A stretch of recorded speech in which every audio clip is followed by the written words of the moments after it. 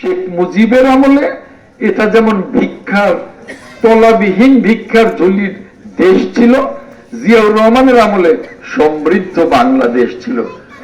আর দেশ নেত্রী বেগম খালেদা জিয়ার আমলে সারা বিশ্বে একটি সমৃদ্ধ দেশ হিসেবে তিনি পরিচিত করেছিলেন। আর গত 15 বছরে শেখ হাসিনা বাংলাদেশকে আবার ভিক্ষার ঝুলির দেশে পরিণত করেছিলেন। ব্যাংকগুলো লুট করে নিয়ে গেছে, সকল ব্যাংক সমস্ত বাহিনীকে নিজের অনুগত বাহিনীতে পরিচালনা করেছিলেন, সমস্ত প্রশাসনকে নিজের দলের প্রশাসনে পরিণত করেছিলেন। আর বাংলাদেশে অবস্থাটা এমন যে নীরব দুর্ভিক্ষ তৈরি হয়ে গিয়েছিল। বাংলাদেশে অর্থনীতি বলে কিছু ছিল না। আর 14, 18, 24 ভোট বলে কিছু ছিল না। মানুষের অধিকার, আমরা যে স্বাধীন করেছি সেই স্বাধীনতার যে অধিকার, যে এই বাংলাদেশটা আমাদের সকলের। আমরা ভোট দেব, সরকার গঠিত হবে। আমরা যাকে ভোট দেব না তিনি সরকারে যেতে পারবেন না। জনগণের এই অধিকারটা হরণ করে নিয়েছিল। আর কথা বললেই মামলা, হামলা, গুম, খুন, আয়না ঘরে নিয়ে নির্যাতন। সেইখান থেকে আমরা মুক্তি পেয়েছি।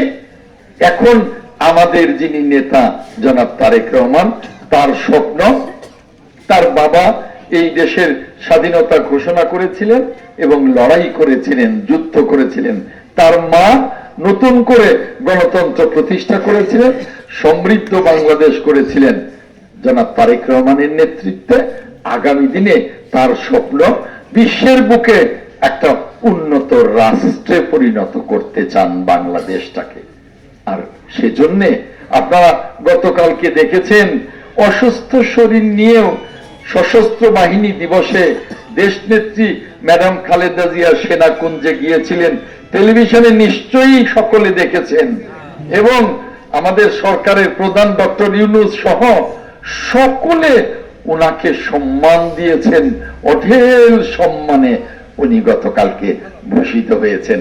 বিএনপি যখন সারা বাংলাদেশের মানুষের প্রিয় দল, সেই দলে পরিণত হয়েছেন।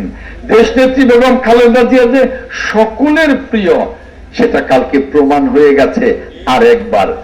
আর তারেক রহমান সাহেবকে এই সরকার দাওয়াত দিয়েছিলেন ওই সেনাকুঞ্জে, কিন্তু উনি আসতে পারেননি। উনি এখনো বিলেতে আছেন। উনি প্রস্তুতি নিচ্ছেন দেশে ফেরার জন্য। আমরা মনে করি উনি যেদিন বাংলাদেশে আসবেন, এয়ারপোর্ট থেকে গুলিস্তান পর্যন্ত, এয়ারপোর্ট থেকে এই চৌরাস্তা জয়দেবপুর পর্যন্ত কয়েক কোটি মানুষ লোকারণ্য হয়ে যাবে। আগামী নির্বাচনে, গতকালকেই নির্বাচন কমিশন গঠিত হয়েছে, একটা যোগ্য নির্বাচন কমিশন। সেই নির্বাচন কমিশন বলেছে আমরা অবাধ এবং নিরপেক্ষ নির্বাচন করব, জনগণ তাদের ভোট দেবে। আর কোনো সিল হবে না, আর রাতে কোনো সিল হবে না, আর কোনো জোর জব্বরি হবে না, কাউকে জোর করতে পারবে না। কাজেই জনগণ ভোট দেবে। এবার জনগণের ভোটে বিএনপি ইনশাল্লাহ বিএনপি সরকার গঠন করবে। আমরা বাসাইলবাসী পিছিয়ে থাকবো কেন? এই তো বাসাইলের জন্য একটা সুবর্ণ সুযোগ। আমরা 1971 সালের 16 ডিসেম্বর বিজয় অর্জন করেছি 9 মাসের যুদ্ধে। 71 থেকে আজকে 2024, এই 54 বছরে বাসাইল এমপি পাই নাই, পেয়েছি? পাই নাই। আমাদের বাসাইলের রাস্তাঘাট, স্কুল, কলেজ, মসজিদ, মাদ্রাসা, আমাদের সন্তানদের চাকরি, আমাদের কোনো অভিভাবক নেই। এই যে সুযোগ এসছে আমাদের বাসাইল উপজেলাবাসীর, একটা সুবর্ণ সুযোগ। এ সুযোগ আবার কবে আসবে বলা যায় না। সুযোগের সদ্ব্যবহার করলে সুযোগ বারবার আসে, সদ্ব্যবহার না করলে সুযোগ আসে না, সুযোগ চলে যায়।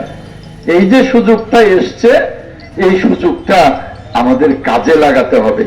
এই নির্বাচনে আরো অনেকেই আসবে ভোট চাইতে, কিন্তু আমার প্রিয় কাঞ্চনপুরবাসী, আপনাদেরকে ঐক্যবদ্ধ হতে হবে একটা ইস্যুতে, যে কাকে ভোটটা দিলে আমাদের বাসাইলের সন্তান পাশ করবে, কোন মার্কায় ভোটটা দিলে আমাদের বাসাইলের সন্তান এমপি হবে, আর কাকে এমপি বানালে আগামী দিনে আমরা বাসাইল উপজেলার উন্নয়ন দেখতে পাবো, কাকে ভোটটা দিলে ওই ঢাকার প্রধানমন্ত্রী থেকে শুরু করে সকল মন্ত্রীদের কাছে থেকে উন্নয়ন ছিনিয়ে আনতে পারবে।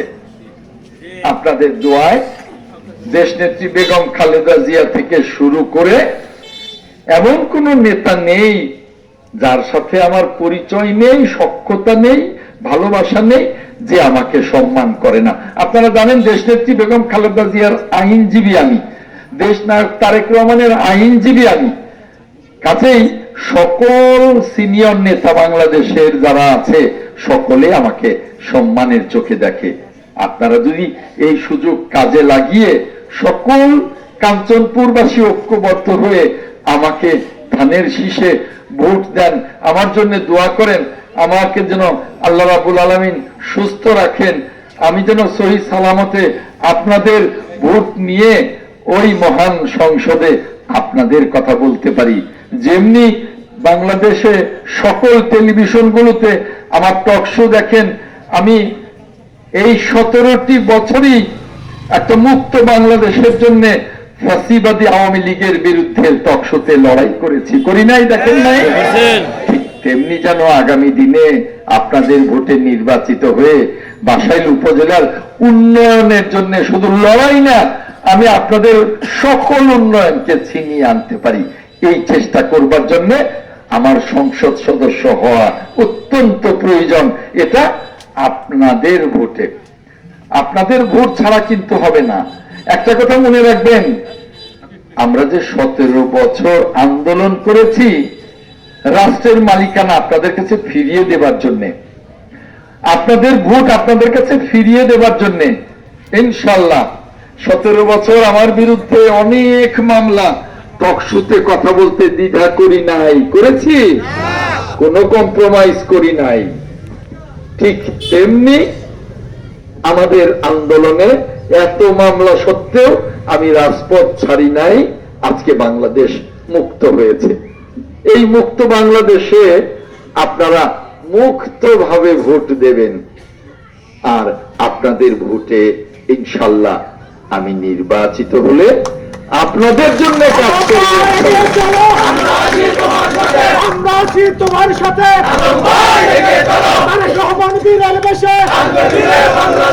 আসবে ফিরে বাংলাদেশে।